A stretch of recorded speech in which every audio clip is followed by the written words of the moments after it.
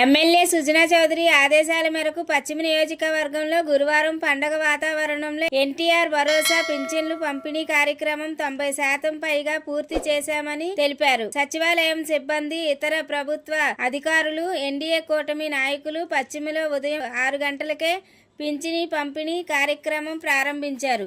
ఈ కార్యక్రమంలో బీజేపీ చిట్టినగర్ మండల అధ్యక్షుడు దేవిన హరిప్రసాద్, బీజేపీ మహిళా అధ్యక్షురాలు మానేపల్లి సారిక, అపర్ణ తదితర కూటమి నాయకులు పాల్గొన్నారు.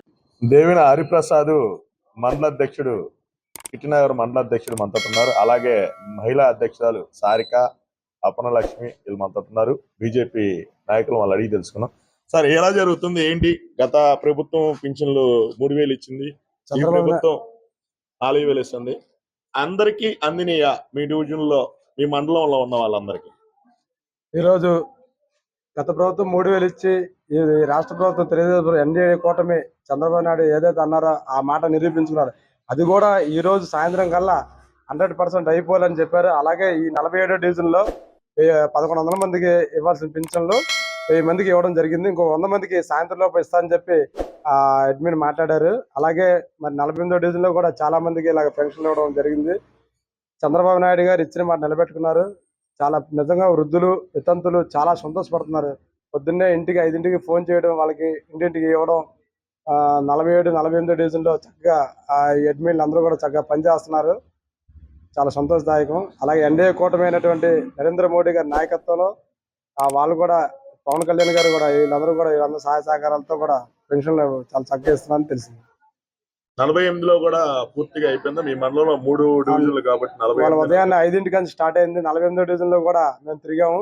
అక్కడ కూడా చాలా చక్కగా అడ్మిన్ అందరూ కూడా కలిసి వాళ్ళతో వితంతులు, వృద్ధాప్యంలో ఉన్న వాళ్ళకి కూడా పెన్షన్ దగ్గర నుండి ఇప్పించడం జరిగింది. చాలా మంది ఇప్పించాం, అందరూ సంతోషపడ్డారు. 3,000 నుంచి 4,000 రూపాయలు సంతోషం తీసుకెళ్లి సంతోషపడ్డారు. ఏదైతే బీజేపీ, జనసేన, టీడీపీ కూటమి మీద ముగ్గురు కలిసి ఈ కార్యక్రమాన్ని చేస్తున్నారా? ముగ్గురు కూడా చేస్తున్నామండి. టీడీపీ, బీజేపీ, జనసేన కలిసి అందరం కూడా చక్కగా వస్తున్నాయా లేదని ప్రజలందరూ కూడా అడుగుతున్నారు. చక్కగా అందరం కూడా కలిసి చక్కగా అందరూ అడుగుతూ చెప్తున్నాం. మంచి సమాధానం ఇస్తున్నారు అందరూ కూడా.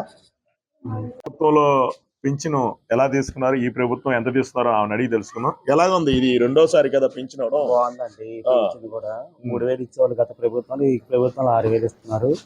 అంతా బాగుందండి. ఇంటింటికి వచ్చేస్తున్నారు కరెక్ట్ గానే.